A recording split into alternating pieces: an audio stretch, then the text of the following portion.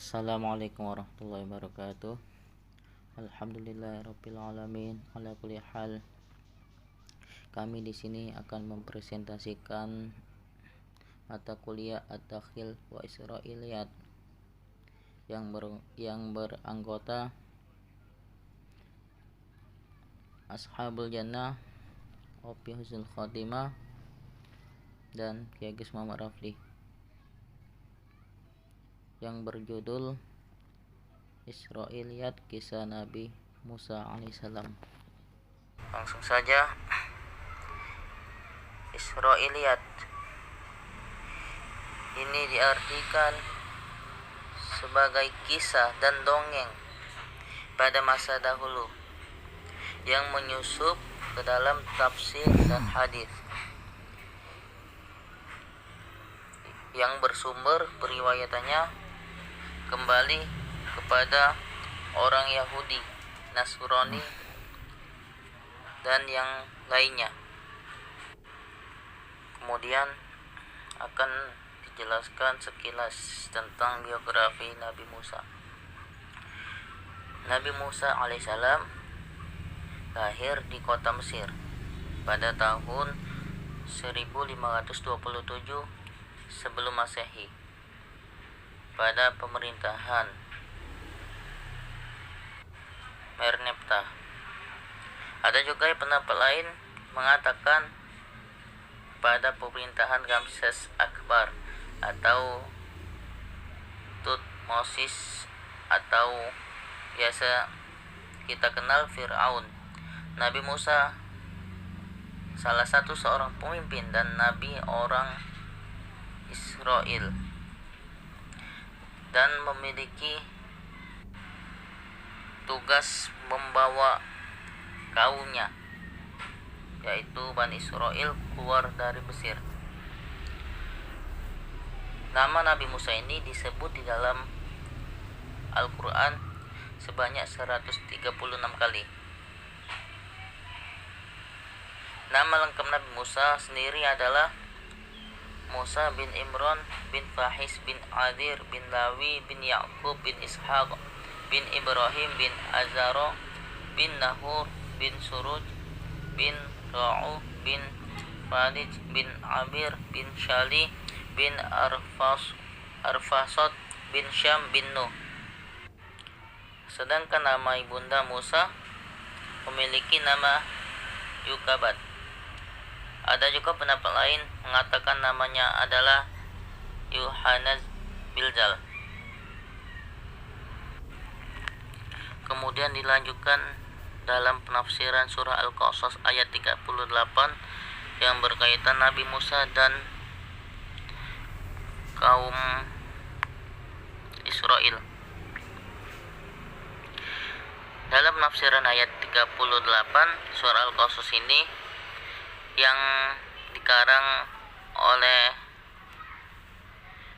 Anwar Baidawi, pengarang kitab tafsir, menyatakan bahwa ketika Nabi Musa alaihissalam menyeru Fir'aun kepada orang-orang Islam,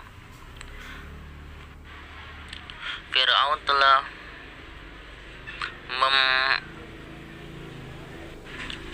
menolak kata-kata Nabi Musa agar menimbulkan keraguan terhadap kebenaran kata-kata Nabi Musa kepada kaumnya. Beliau telah memerintahkan pembesarnya yang bernama Haman supaya membina sebuah binaan yang tinggi menyulang ke langit untuk mencari Tuhan Nabi Musa alaihissalam. Setelah itu Fir'aun menaiki tangga tersebut lalu memanah ke langit untuk membuktikan Tuhannya Nabi Musa. Menurut riwayat ini lagi, apabila anak panah itu kembali kepadanya, anak panah tersebut dipenuhi dengan darah. Fir'aun kemudian mendakwa bahwa beliau telah membunuh Tuhan Nabi Musa alaihissalam. A'udzubillahi min dzalik. Namun begitu, tidak ada riwayat yang menyatakan bahwa Fir'aun telah naik ke langit untuk mencari Tuhan Nabi Musa alaihissalam dan memanah ke langit. Lalu apabila anak panah itu kembali kepada Firaun, anak panah itu berlumuran darah sebagaimana yang didakwa oleh pengarang kitab Tafsir Anwar Baydawi. Hal ini jelas membuktikan kepalsuan cerita ini. Kisah Nabi Musa dalam surat Al-Qasas ayat 38. Bismillahirrahmanirrahim. Wa qala fir'aunu ya ayyuhal mala'u ma 'alimtu lakum min ilahin ghairi fa'awqidni ya hamanu 'ala at-tini faj'al li sarhan la'alli attali'u ila ilahi Musa wa inni la'adhunnuhu minal kadhibin. Yang artinya, dan Fir'aun berkata, wahai para pembesar kaumku, aku tidak mengetahui ada Tuhan bagimu selain aku. Maka bakarlah tanah liat untukku, wahai Haman, untuk membuat batu bata. Kemudian buatkanlah bangunan yang tinggi untukku, agar aku dapat naik melihat Tuhannya Musa, dan aku yakin bahwa dia termasuk pendusta. Di ayat ini dijelaskan bahwa Fir'aun ini hendak meneguhkan keyakinan di kepala para pengikutnya bahwa dia adalah Tuhan. Dia menganggap dirinya mengetahui segala hal. Seandainya ada Tuhan selain dirinya, maka dia pasti akan mengetahuinya. Dan Musa telah menyampaikan bahwa Tuhannya adalah Tuhan langit. Maka Fir'aun menampakkan diri sebagai orang yang hendak mencari kebenaran, sehingga dia ingin mencapai tempat tinggi yang menjulang ke langit, dan percaya para pengikutnya tidak akan berani mencari kebenaran sesungguhnya.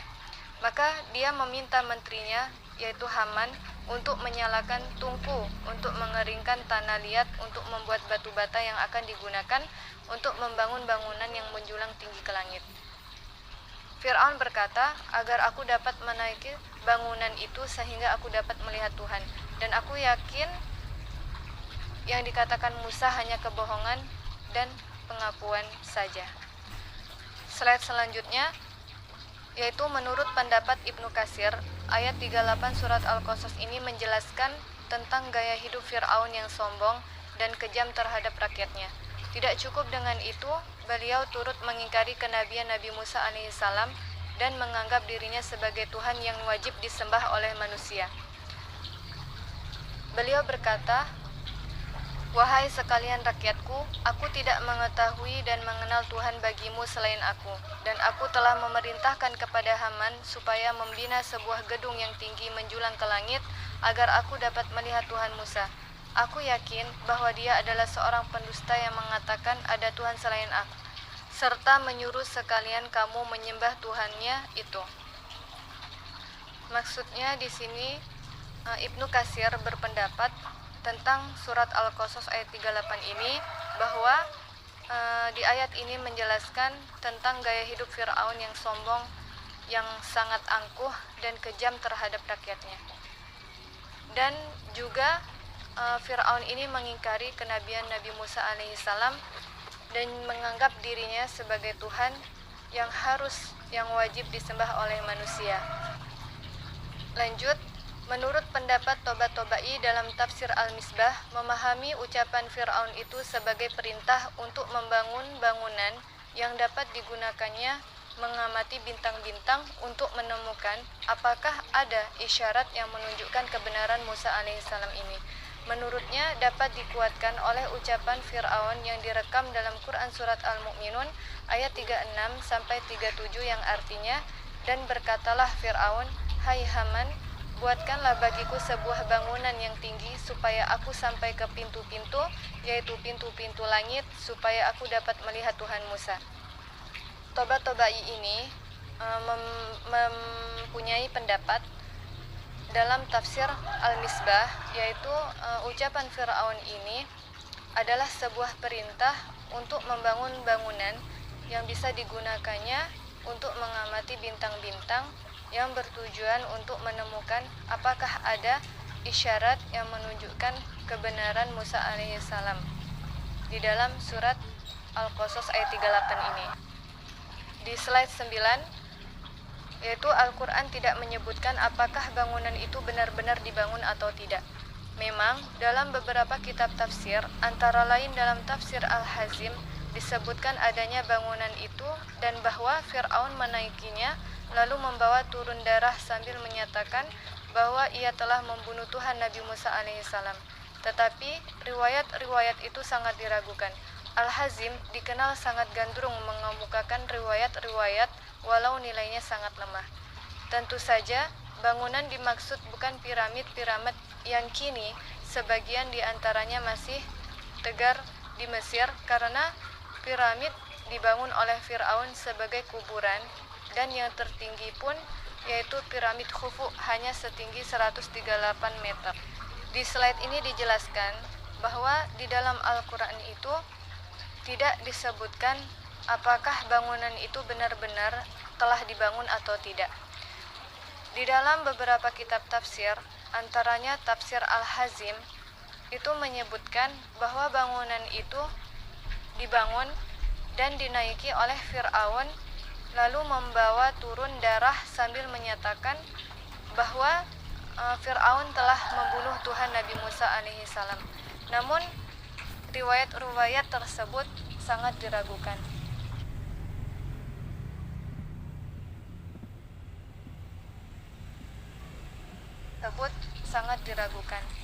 Karena Al-Hazim ini dikenal sebagai sangat gandrung dalam mengemukakan riwayat-riwayat tersebut. Di slide selanjutnya, Al-Maraghi berpendapat bahwa kata-kata Fir'aun itu secara zahirnya menunjukkan kebijaksanaannya. Beliau berharap dengan kata-kata itu rakyatnya akan menerima dirinya sebagai Tuhan.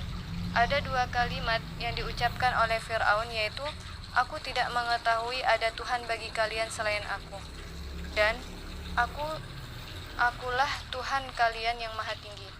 Maksudnya, Fir'aun menganggap tidak ada Tuhan selainnya, tetapi rakyatnya menyembah Tuhan Musa dan membenarkan kata-kata yang dibawa oleh Nabi Musa alaihissalam. Bagaimanapun, menurut Ar-Razi, seperti yang dinukilkan oleh Al-Maraghi, berhubung ayat 38 surat Al-Qasas ini, pengakuan Fir'aun sebagai Tuhan tidak bermaksud bahwa beliau mengaku dirinya sebagai pencipta langit, bumi, laut, gunung, dan manusia, karena baginya setiap orang yang berakal sudah tentu mengetahui hal itu. Tetapi yang dimaksudkan oleh beliau yaitu kewajiban menyembah kepadanya. Nah, teman-teman, surah ini menjelaskan tentang Fir'aun yang terlaknat tetap teguh pada pendiriannya, pada pengakuannya yang sesat, agar dapat memperdaya kaumnya. Padahal Fir'aun mengetahui bahwa Tuhannya adalah Allah, tetapi ia kembali pada kesombongan dan keangkuhannya dan berusaha menyesatkan kaumnya dengan segenap kemampuannya Fir'aun. Jadi Fir'aun ini mengetahui bahwa Tuhannya adalah Allah. Namun karena kesombongannya dan keangkuhannya tadi, dia tetap teguh dalam pengakuannya yang sesat. Jadi cerita ini jelas bertentangan dengan tafsiran yang dibuat oleh para ahli tafsir yang muktabar, dan hal ini jelas membuktikan kepalsuan cerita ini. Hikmah dari kisah Nabi Musa ini, menurut kami, tentang ayat 38 dari surah Al-Qasas ini, bahwa setelah kehabisan alasan dan dalil untuk membantah keterangan Nabi Musa dan bukti-bukti yang dikemukakan olehnya, Fir'aun memerintahkan kepada kaumnya itu agar jangan percaya kepada berita dusta yang dikemukakan oleh Nabi Musa, karena selama ini tidak ada seorang pun yang berani mendakwakan bahwa ada Tuhan selain Dia. Sejak dulu selama di Mesir diperintah oleh Fir'aun, maka hati rakyat dikelabui dengan dongeng dan khafarat yang menyatakan bahwa manusia harus tunduk kepada kekuasaan Fir'aun.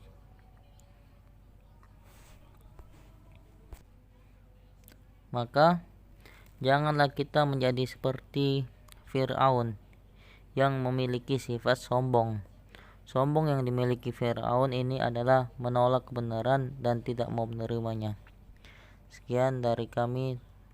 Terima kasih. Ucapkan terima